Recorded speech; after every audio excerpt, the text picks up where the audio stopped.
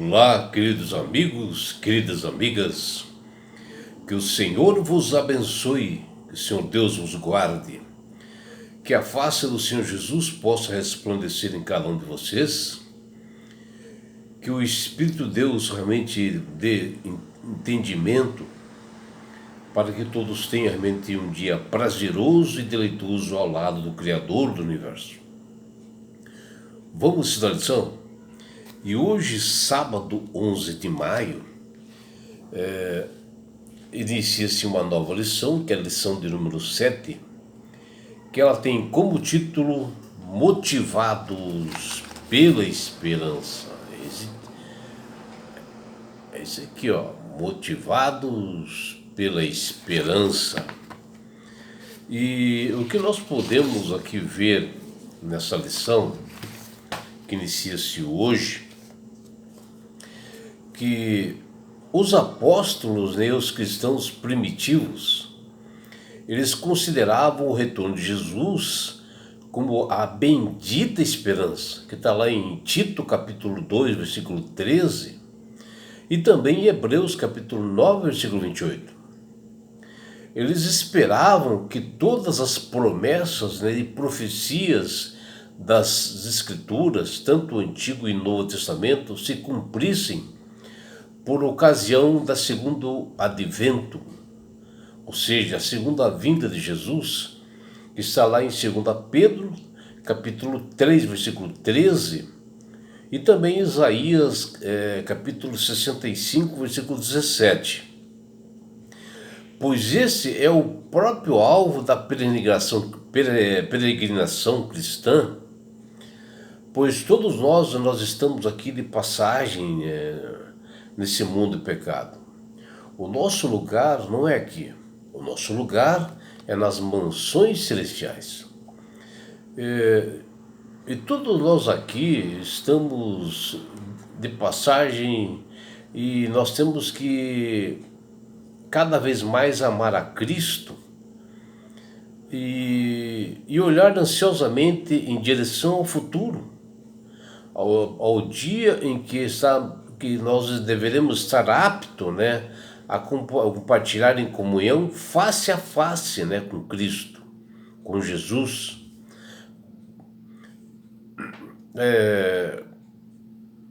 Junto também, é claro, com o Deus Pai, com o Espírito Santo e com os anjos que nós iremos para o céu. E assim nós somos motivados por essa esperança dado pelo próprio Cristo quando ele esteve entre nós. E pensando nisto, o escritor da lição da Escola Sabatina desta semana, ele colocou no verso para memorizar esse texto que nos diz: naquele dia se dirá, eis que este é o nosso Deus em que esperávamos, e ele nos salvará. Este é o Senhor, a quem aguardávamos na sua salvação. Exultaremos e nos alegraremos, que está lá em Isaías capítulo 25, versículo 9. À medida que o fim do mundo se aproxima, devido aos acontecimentos que nós vemos nos dias de hoje, que foram preditos por Jesus ali no capítulo 24, como guerras, rumor de guerras, fomes, terremotos, enchentes em vários lugares, devido realmente à atuação do homem, à ganância do homem,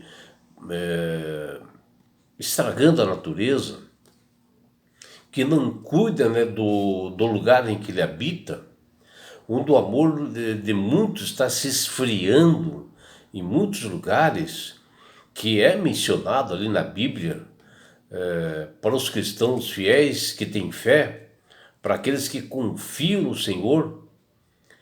Deus está aguardando que você se junte realmente a essas pessoas com fé e comprometidas com Ele. Este é um momento de esperança, confiança, e que todos nós possamos fazer louvor em meio a sofrimentos, porque são sinais da volta do nosso Redentor Jesus que está acontecendo no mundo hoje. E o Senhor está voltando para remover todo o mal existente na terra, onde até a morte ela será totalmente eliminada, extirpada. As lágrimas serão enxugadas e os sofredores necessitados não terão mais fome, sede, e todo o medo será removido. Com o coração cheio de alegria, motivados pela esperança, e nós diremos: eis que este é o nosso Deus em que nós esperávamos, por Ele, e Ele nos salvará e viveremos com o nosso Salvador para todo sempre. A segunda vinda de Cristo, que está bastante próximo, é um dos temas centrais das Escrituras. E todos nós temos que nos estudar, se preparar para esse momento, para esse dia do Senhor. Porque tudo isso são promessas que Jesus fez bem antes, né? E está escrito na Bíblia. É um fio de esperança para todos nós. É um fio de ouro que atravessa os livros dessas escrituras que mencionam isso, né? Estudiosos que se debruçam diariamente para entender com sabedoria as Sagradas Escrituras estimam que existe nesse livro sagrado 1845 referências sobre a vinda de Jesus só no Antigo Testamento. E já no Novo Testamento são 260 capítulos com mais de 300 referências do retorno de Jesus a este mundo, sendo que cada 25 versos mencionam esta bendita esperança. A certeza, né, do segundo advento encontra suas raízes na confiabilidade das Escrituras. Pouco antes da sua morte, Jesus explicou aos seus discípulos que ele estaria indo para os céus, para junto da casa do Pai, a fim de preparar-lhes um lugar a todos nós. Mas ele também prometeu: virei outra vez, que está lá em João 14:3. E assim como a primeira vinda de Cristo aqui na terra, que ela foi profetizada assim bem antes, também a sua segunda vinda ela é antecipada pelas Escrituras. E o próprio Jesus, ele deu bastante sinais como aconteceria isto antes da sua volta, que está lá em Mateus 24. E depois que a reforma protestante naufragou lá na Europa e foi bastante dificultado por divisões e conflitos, o protestantismo mudou de região e criou raízes firmes no Novo Mundo, no território dos Estados Unidos, aqui na América. E muitas pessoas buscavam tomar, na época, o manto da verdade, onde a crença sobre a segunda vinda de Cristo acabou crescendo a cada dia. E vejam, a reforma apareceu assim nas Américas de forma assim bem clara, né, assim, e rápida, porque durante a Revolução Francesa lá na Europa, que começou aquela perseguição contra a Bíblia, contra cristãos, onde foi queimado milhares de Bíblias e elas ficaram jogadas assim como corpos assim por meio das ruas, que menciona ali em Apocalipse 11:3. E os cristãos aproveitaram aquele momento e fugiram para os montes de Piemonte, ali na Europa, mas muitos fugiram para os Estados Unidos da América e para aqui e também aqui para a América também. E assim o cristianismo foi fortalecido. E na América Central, muitas pessoas abraçaram o cristianismo. Pessoas como um grande fazendeiro chamado Guilherme Miller, que a partir de seus dedicados estudos da Bíblia, né, das Sagradas Escrituras, que ele se debruçou, estudou, ele acreditou que Jesus viria breve em seu tempo, em sua geração. Miller começou a acelerar a proclamação do Evangelho, iniciando com um movimento que, embora tenha enfrentado um grande desapontamento, porque ele mesmo começou a interpretar a Bíblia por si mesmo, marcando datas e horários que ela não menciona.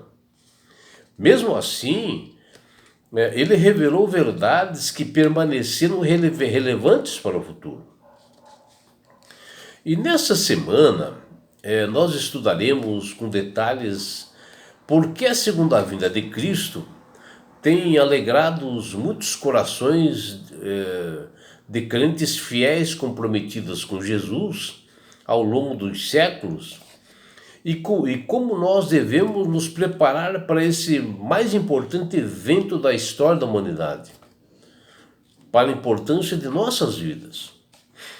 Estaremos examinando dois grandes temas essa semana, como, ainda que as profecias bíblicas não apresentem a data e o ano exato, né, da segunda vinda de Jesus, as profecias das 70 semanas e das 2.300 tardes e manhãs, 2.300 dias, vinculados tanto ao primeiro quanto à segunda vinda de Jesus, foram cumpridas com precisão.